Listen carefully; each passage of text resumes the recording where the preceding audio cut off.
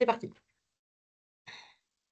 Alors bonjour à tous, donc Nicolas Bodic, moi je suis consultant stratégique, donc ça concerne le conseil économique au sein du CERF France Côte d'Armor depuis un peu plus de 4 ans maintenant.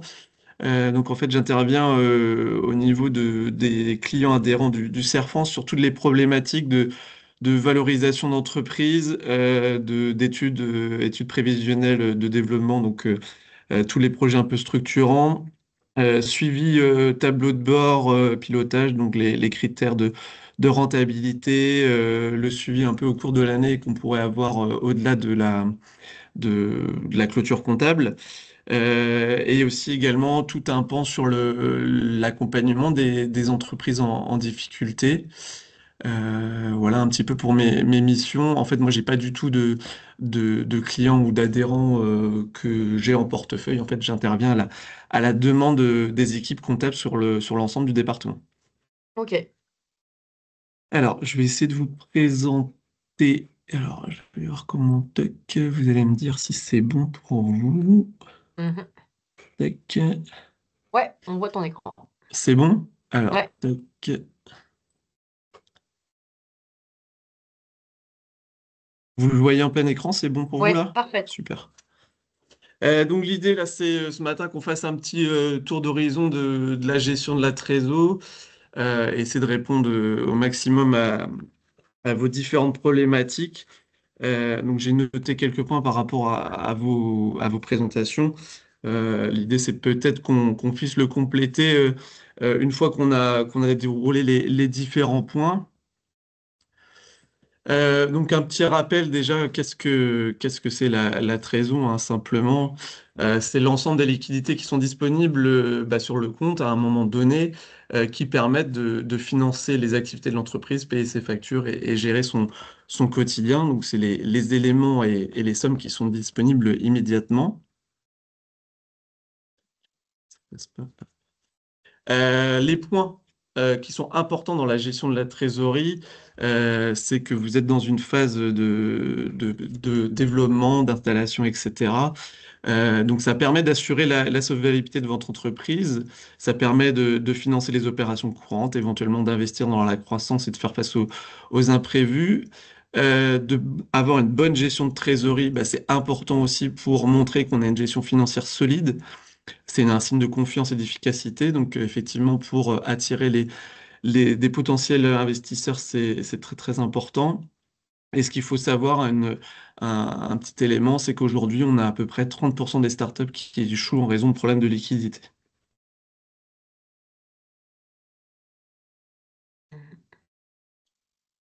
Petit rappel, donc qu'est-ce que la trésorerie et comment ça évolue, hein.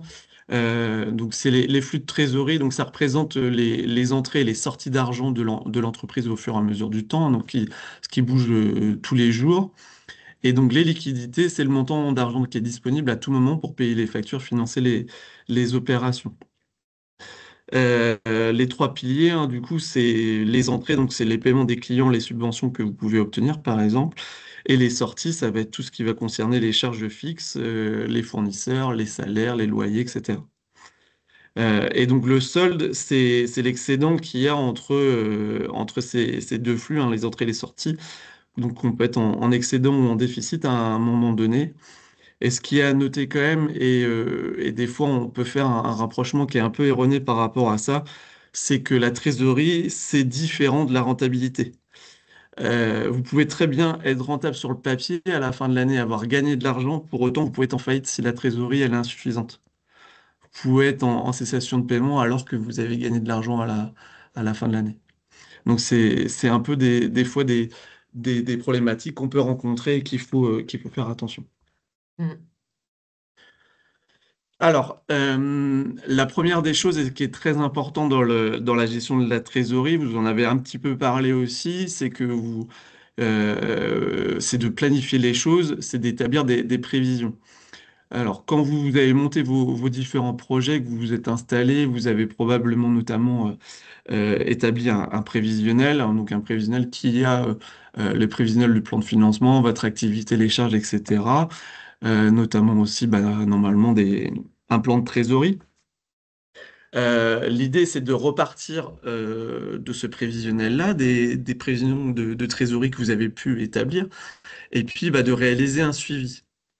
Le suivi par rapport à ça, bah, c'est identifier vraiment vos encaissements, donc les ventes, les subventions, les levées de fonds éventuellement que vous avez pu réaliser, et également tous les décaissements que vous avez, comme les salaires, les fournisseurs, les charges fixes que vous pouvez avoir. L'idée, c'est de pouvoir anticiper ces différentes sorties sur 3, 6, 12 mois pour pouvoir essayer d'anticiper ces éventuelles tensions de trésorerie. Mmh. Une fois qu'on suit tout ça, bah, l'idée c'est qu'on puisse éventuellement mettre à jour régulièrement son prévisionnel et puis bah, justement de regarder où on en est par rapport à ce prévisionnel-là, noter les écarts qu'il peut y avoir pour éviter les mauvaises surprises. Alors après, pour pouvoir mesurer ces écarts, l'idée c'est de pouvoir utiliser des outils. Alors ça peut être tout simplement Excel, mais autrement vous pouvez trouver des logiciels spécialisés pour automatiser le suivi. Alors, les pièges qu'on peut retrouver dans la gestion de trésorerie, quatre points importants. Tout d'abord, c'est sous-estimer les délais de paiement. Bah, effectivement, vous en avez un peu évoqué, malgré que vous ayez des clients qui sont différents, hein. On a entendu parler notamment des collectivités. On sait que c'est un enjeu majeur pour les entreprises. Donc les délais de paiement, quand ils sont rallongés avec des clients, par exemple, qui payent en retard, bah, forcément, ça a un impact immédiat sur la trésorerie. Alors, quand on a justement et qu'on a déjà démarré sa commercialisation et qu'on encaisse du chiffre d'affaires, c'est à partir du moment où on a des factures qui sont établies, c'est essayer de mettre en place un processus rigoureux de relance pour pouvoir diminuer au maximum ces délais de paiement. Le deuxième point, c'est ne pas enfin, le piège, c'est de ne pas anticiper les pics de dépenses. Bah, ça peut être, par exemple, les salaires sur un moment donné, des taxes trimestrielles, des taxes ponctuelles qu'on pourrait avoir au cours de l'année qui ne sont pas forcément régulières. Donc là, c'est la même chose, c'est d'essayer de faire des prévisions mensuelles. Troisième point, c'est l'absence de suivi régulier. Bah, l'idée, c'est de se dire, bah, ce que je mesure pas, bah, je peux pas le gérer. Donc là, dans la mesure du possible, essayer de mettre en place des tableaux de bord pour pouvoir suivre ces éléments-là. Et le dernier point qui est méga important, c'est que la trésorerie, elle doit pas être utilisée pour financer des investissements. Le risque, c'est de se retrouver sans liquidité pour financer justement les besoins courants, donc ce qui bouge un peu au quotidien. Donc, dans la mesure du possible, financer ces investissements, il faut trouver une source de financement pour pouvoir réaliser son investissement. Alors, sur la suite, les clés d'une trésorerie saine, alors, on en a déjà parlé, mais on insiste bien là-dessus. Il est important de prévoir, élaborer un budget et avoir un suivi réaliste de ces éléments-là. Il est important de contrôler ses dépenses, donc mettre en place des procédures strictes pour le contrôle des dépenses et l'approvisionnement. Donc, c'est notamment bah, négocier avec ses fournisseurs. Comment je négocie avec mes fournisseurs? C'est par exemple solliciter des délais de paiement qui sont un peu plus longs qu'à l'accoutumée. Donc, par exemple, passer de 30 à 60 jours. Éventuellement, tenter d'obtenir des conditions plus avantageuses parce que je suis un client régulier. Prioriser les dépenses critiques, c'est vraiment limiter les dépenses indispensable au développement de l'activité, éviter d'investir dans des choses qui pourraient être non essentielles. Et on pourrait aussi imaginer d'externaliser certaines fonctions comme le marketing ou la comptabilité pour éviter des charges fixes qui pourraient être élevées. Donc c'est vraiment faire appel à certaines fonctions de manière ponctuelle. Et sur la gestion de la production, on va avoir du stock. Bah, c'est éviter le surstockage parce que vous le savez certainement, mais avoir du stock en période de développement, bah, ça mobilise de la trésorerie. Mmh. D'autres points, par exemple, pour limiter les dépenses, bah, ça pourrait être peut-être préférer le coworking ou le télétravail pour éviter des bureaux coûteux, plutôt louer du matériel dans un premier temps plutôt que d'acheter. si c'est des besoins ponctuels. Et par exemple, adopter des solutions avec des abonnements flexibles plutôt que des logiciels qui sont coûteux et qui restent dans le temps. Voilà des pistes par rapport à ça. Troisième point, l'optimisation des encaissements. Là, c'est vraiment très très important. Réduire les délais des paiements clients. Alors, pour réduire les délais de paiement client, bah, ça peut être négocier par exemple des acomptes dès la signature des contrats. Donc, c'est obtenir des fonds tout de suite. Éventuellement, proposer des paiements en ligne pour accélérer les transactions. Donc, éviter on doive relancer de percevoir un chèque ou un virement. Et relancer rapidement dès qu'il y a un retard de paiement. Donc, c'est vraiment c'est un boulot de recouvrement qui est pas simple, mais qui est très important sur vos activités. D'autres pistes, autrement, c'est par exemple, pour avoir un paiement rapide, je peux peut-être offrir des réductions. Par exemple, si Mmh. mon client il paye en 10 jours au lieu de 30 jours, bah, je peux peut-être lui faire une réduction de 2%. Mmh. Et j'en ai déjà parlé, mais vraiment facturer dès que possible, ne pas tarder à envoyer des factures après que la prestation soit réalisée ou la livraison du produit soit faite, quoi. Sur les autres points pour la gestion de la trésorerie saine, ça peut être aussi de diversifier vos sources. Donc, c'est développer des offres complémentaires récurrentes. Donc, c'est par exemple, pardon, des abonnements ou des services supplémentaires.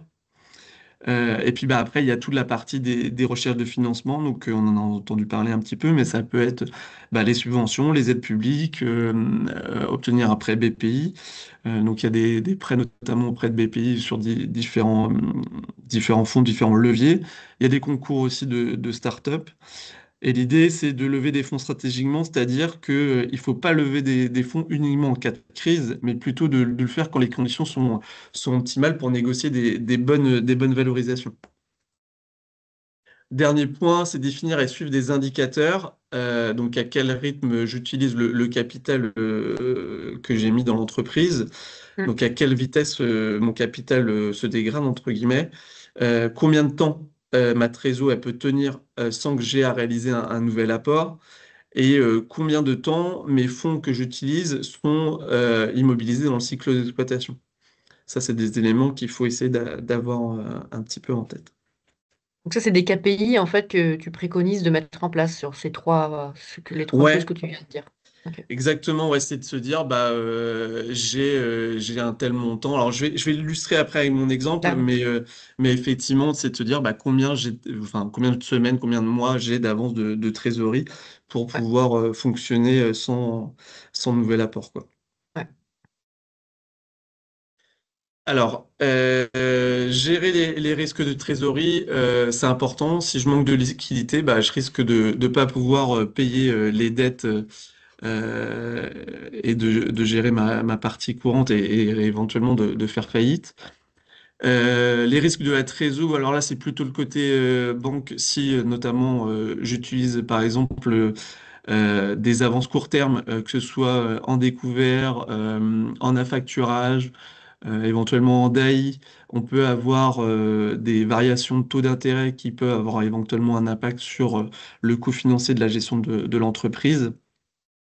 Et ce qu'il faut bien avoir en tête, le risque aussi, c'est que si la concurrence est accrue et que j'ai un risque que mes ventes baissent, bah, du coup, c'est important d'anticiper un peu cette gestion de trésor. Alors, les outils qu'on pourrait mettre en œuvre pour gérer la trésor, c'est bah, notamment des logiciels de trésorerie pour simplifier le suivi des flux. C'est automatiser le suivi des paiements avec des outils adaptés, donc sur la facturation. C'est par exemple digitaliser la gestion des notes de frais et mettre en place des alertes en cas de dépassement budgétaire. Donc là, par exemple, si je mets en place des alertes sur le dépassement budgétaire, ça doit être une alerte qui doit se réaliser assez régulièrement. Donc c'est par exemple tous les 15 jours ou tous les mois peut-être. Il est important de mettre des outils digitaux pour la gestion de la trésorerie. Donc ça peut être éventuellement des logiciels de comptabilité, des outils de facturation, et vraiment des solutions pour optimiser et automatiser en fait la gestion et la relance, la relance client. Pour toute cette partie-là, la gestion de la trésor et la prévision, vous pouvez également faire appel à des outils qui peuvent être proposés par les cabinets comptables ou éventuellement des directeurs financiers extérieurs.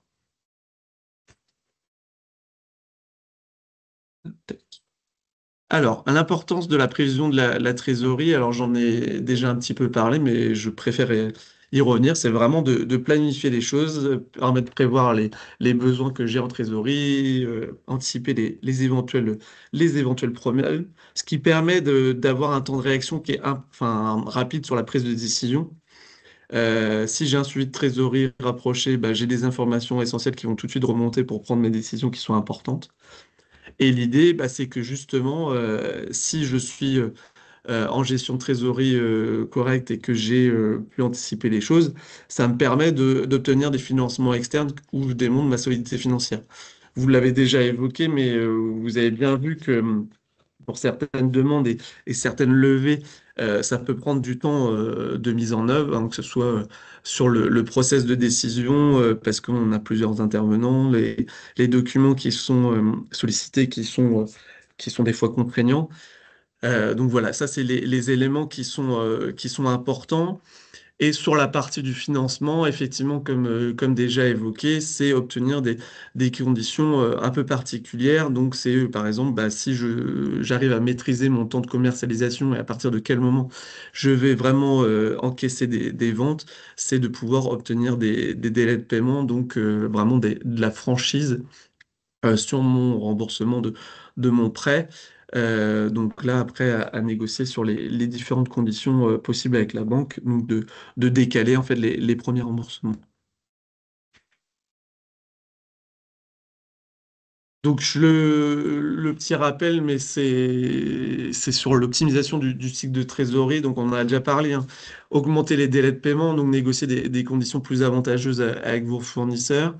Vraiment accélérer les encaissements dès que possible, donc trouver des solutions pour que les clients payent plus rapidement et notamment via des acomptes, et vraiment gérer les stocks pour éviter que j'ai du surplus et que ça consomme de la trésorerie. Pardon, ces trois points, c'est vraiment issu du besoin en fonds de roulement. C'est des éléments qui sont prépondérants dans vos activités. Ça définit vraiment le cycle d'exploitation qui va impacter après le cycle de trésorerie. Donc, il faut bien avoir en tête ces différents points. Alors, optimiser ces encaissements et ces décaissements dans la mesure du possible, c'est essayer d'automatiser ces éléments-là, simplifier le process de facturation et de paiement. Délai de paiement court avec les clients, donc négocier ces délais de paiement et suivre vraiment tous mes encaissements sur quand c'est arrivé, etc., où j'en suis, ce qui me manque, etc. Et sur la partie des décaissements également. Ça, on en a déjà parlé.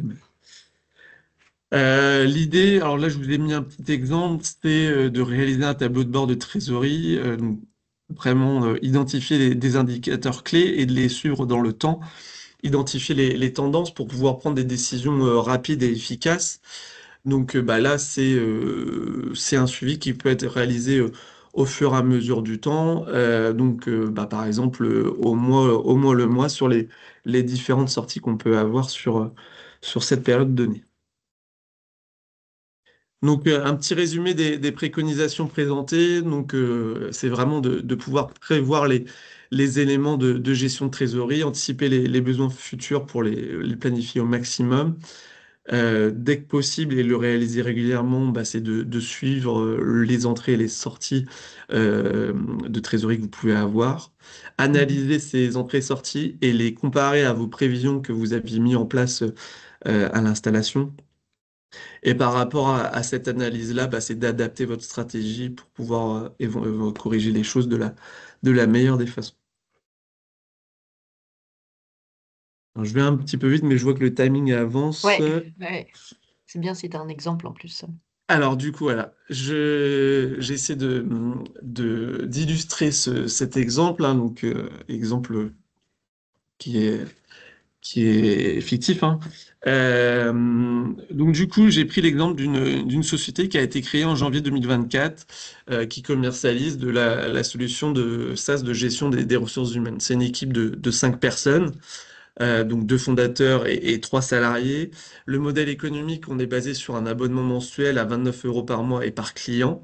Et Mhm. cette entreprise-là, elle a créé la structure avec 100 000 euros qui comprend les fonds propres et la levée de fonds initiale. Mhm. La problématique, c'est que bah, après un an d'activité, bah, je commence à rencontrer des difficultés de trésorerie. Mes recettes, c'est 200 clients qui sont abonnés, donc c'est 5 800 euros par mois. Mais de l'autre côté, j'ai des dépenses courantes, les salaires pour 12 000 euros, les serveurs et le matériel pour 3 000 euros, le marketing pour 2 000 euros. Donc la différence entre mes recettes et mes dépenses, c'est que je consomme 11 200 euros de cash par mois, donc forcément la trésorerie, elle fond rapidement. À date, là, aujourd'hui, il me reste 3 mois de trésorerie avant d'être complètement à sec. Donc, si je fais rien et que je réagis pas, bah, mon entreprise, elle peut être en difficulté à partir d'avril. Ouais. Ça, c'est mon point de départ. Qu'est-ce que je peux mettre en place pour améliorer les choses? Dans un premier temps, accélérer les encaissements. Donc, par exemple, passer les paiements de mes clients en prélèvement automatique. Je peux également proposer un abonnement annuel avec une réduction, par exemple à hauteur de 15%. Et sur les factures qui sont impayées, bah, je vais réaliser de la relance automatique via le logiciel de facturation. Là, dans mon exemple, j'arrive à passer 50 clients en abonnement annuel immédiat au lieu d'un abonnement mensuel. J'encaisse tout de suite 17 400 euros. De l'autre côté, donc sur le côté de mes encaissements, je négocie de régler plus tard mon fournisseur cloud en passant de 30 à 60 jours. Plutôt que d'avoir un salarié en CDI sur le développement, bah, je vais plutôt solliciter un freelance. Mhm. Et au niveau du budget marketing, je vais pas avoir un temps plein également et je vais payer que des campagnes payantes. Là, ça me représente à peu près une économie de 5 000 euros sur 3 mois.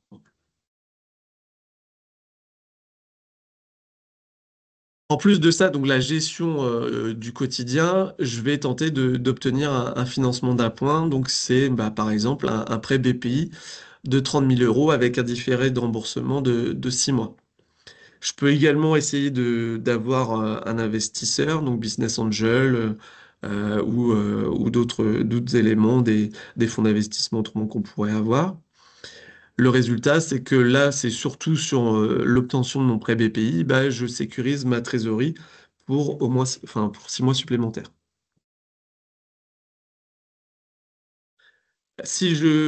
Pour conclure un peu ces différents éléments, bah, je double mon reste de trésorerie, hein. Il me restait 3 mois au début, là je passe au moins à 6 mois. Je prépare une levée de fonds en 2025 pour accélérer la croissance. L'idée à retenir, c'est que dès qu'il est possible, c'est d'anticiper les tensions de trésorerie et agir vite pour éviter les situations critiques. C'est pas une fois qu'on est dans la situation critique qu'il faut essayer de voir comment je peux faire pour réaliser ma trésorerie. Mhm. Tac. Et en conclusion, et les petites recommandations qu'on pourrait avoir, c'est que bah, la gestion de la trésorerie, c'est vraiment un élément crucial pour la réussite de vos entreprises. Euh, il est important de sécuriser, d'avoir une trésorerie saine. La trésorerie saine, c'est vraiment le nerf de la guerre et du coup, ben, ça pourra permettre de maximiser vos chances de succès. Et 2 points à retenir, c'est d'anticiper au maximum et d'avoir la rigueur pour suivre tous ces éléments-là.